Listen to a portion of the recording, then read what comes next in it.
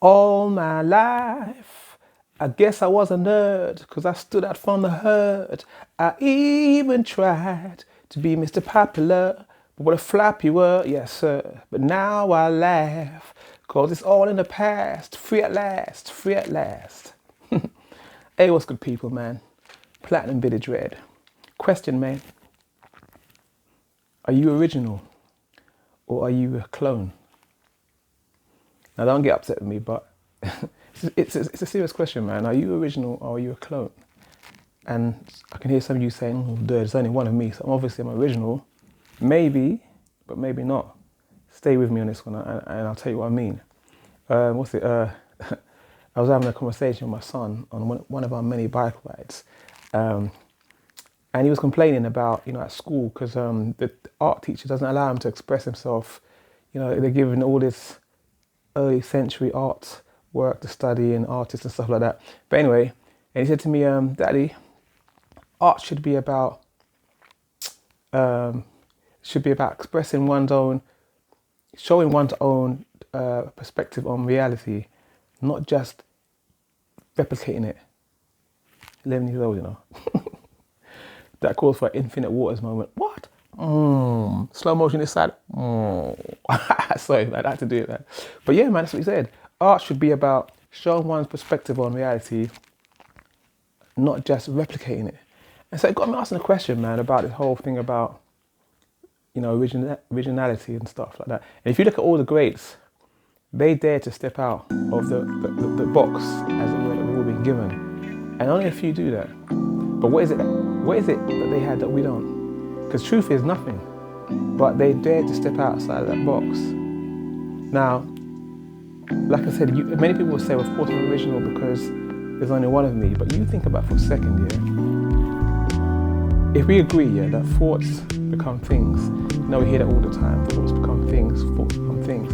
Like for instance, I thought about, maybe buying this T-shirt. No, look at that painting behind me, Look at that behind me.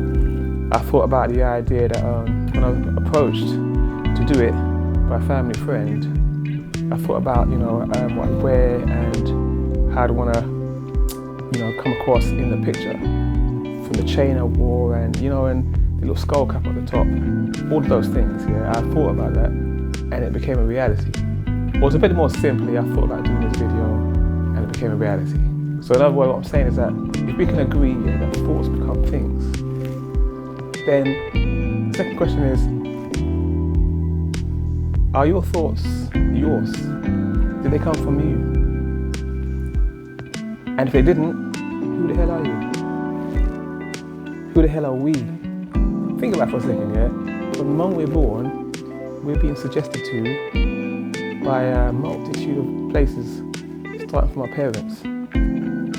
And our parents have the best interests at heart. But what happens is, as early as nursery, we're basically snatched away from our parents, the ones who have our best interests at heart, and we're placed in a nursery where, our personality is being shaped now by so-called teachers and stuff like that. That's the very beginning of this programming and this whole idea of, being another version of someone else. Like when my sons were in nursery, they were twins, so it was their idea to put them in different classes to, so they could be their own person, so to speak. I didn't like the idea. Many people might, but I didn't like the idea because, as far as I was concerned, they're brothers. So in other words, it's like separating two family members. And if you think about how long people spend in nursery, and in my mind I was thinking that it's easier to control them separately rather than they have this unique bond. But anyway, they were separated and that's how it went. Another example was that my son, he's left-handed. And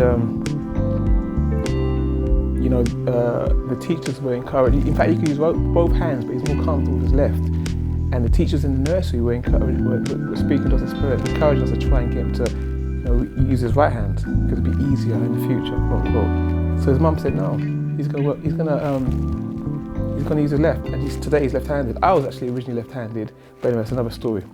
But what I'm trying to show is that from the moment we are taken from our parents as babies, we're being suggested to, and we've been given this this picture of what we should be based on someone else. And the most detrimental part to all of this is the fact that you can't escape it. From the moment you leave your house, you're seeing billboards, you're seeing adverts, everything. But the most detrimental part of all of this is that you're always being directed outside of yourself. You know, add things, add more layers. The answers are in this, the answers are out there. And there's a reason why they do this. There's a reason why they do this, because what's that saying? One of my favorite sayings is the only way out is in. Because the people that control the whole paradigm, or the matrix, if you call it, they know that within there's a what would I use? A limitless, endless amount of answers that they can't control. So they have to make everything external because they can construct everything. The world we see is their construct. But inwards now, you're talking about, the Quran calls it triple darkness, where everything emanates from. I'll talk a bit more about that in a minute.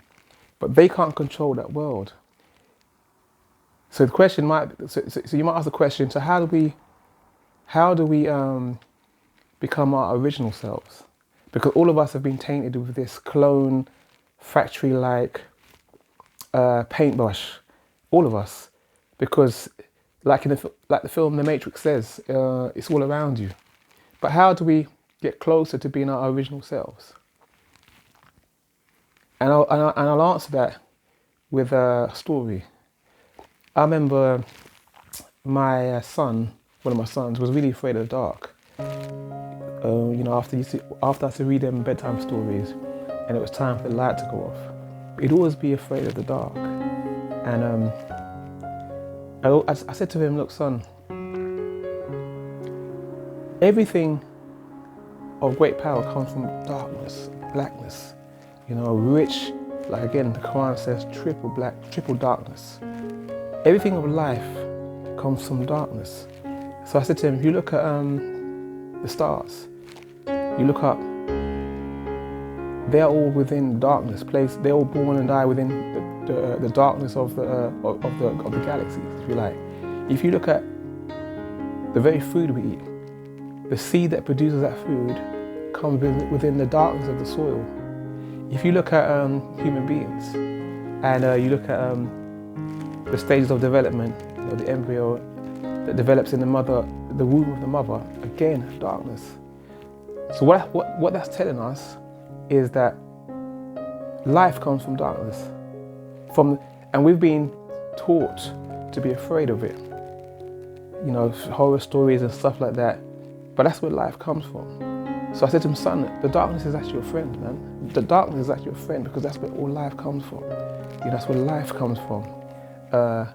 He didn't get it straight away.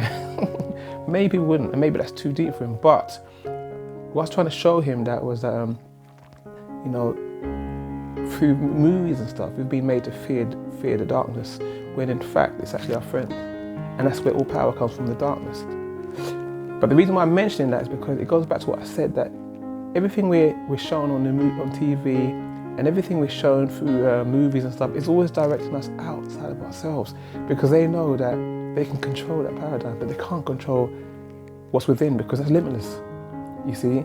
So when you see a person break the mold, as it were, and do things that most people are either too afraid to do for fear of, I don't know, judgment and stuff like that, we marvel at them. Look at Bruce Lee, for instance.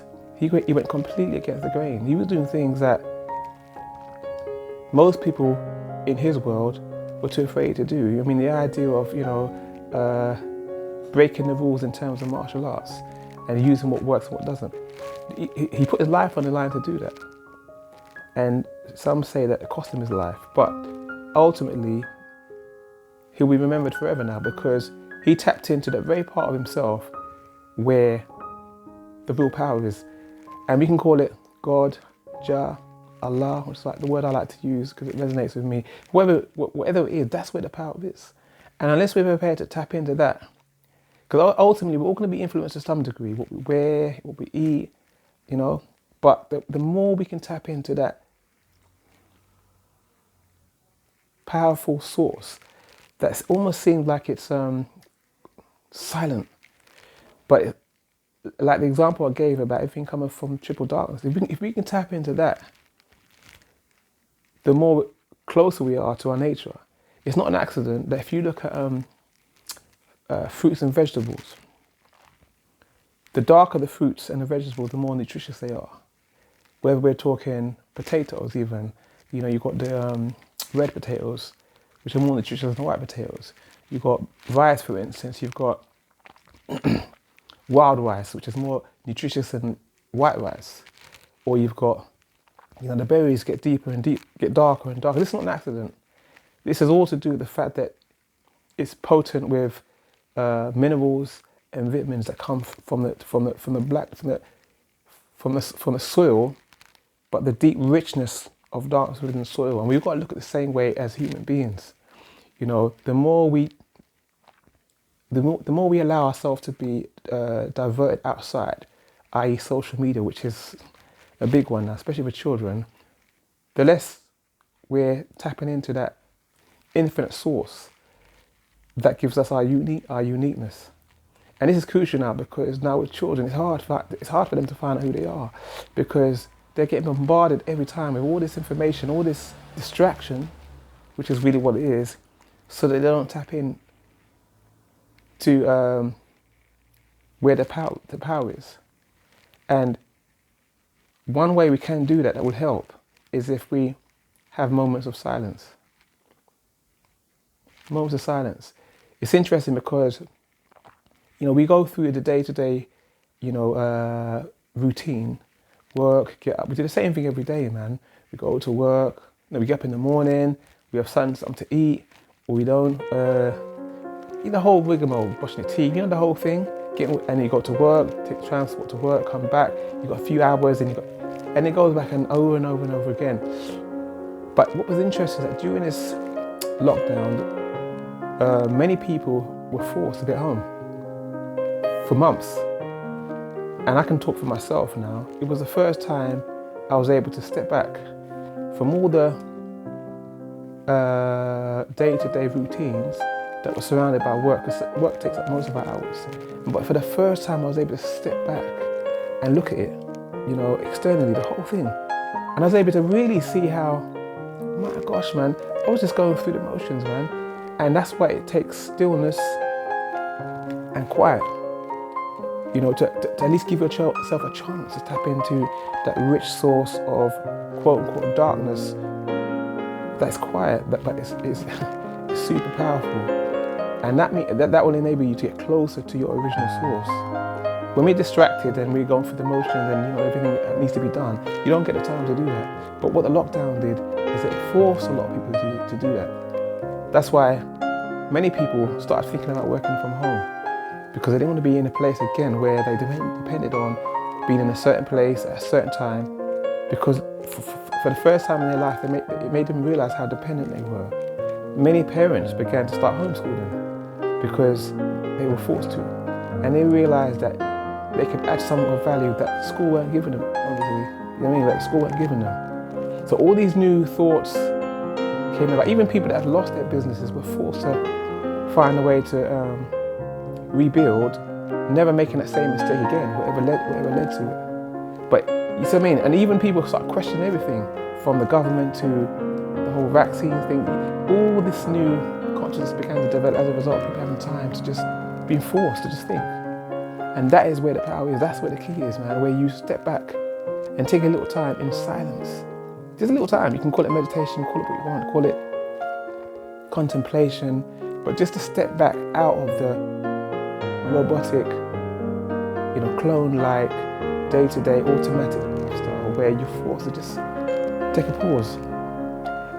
And you'll be getting closer and closer to your true nature, because that's where it is, where the silence is. Yeah, man, that's the one, man. Trust me on it.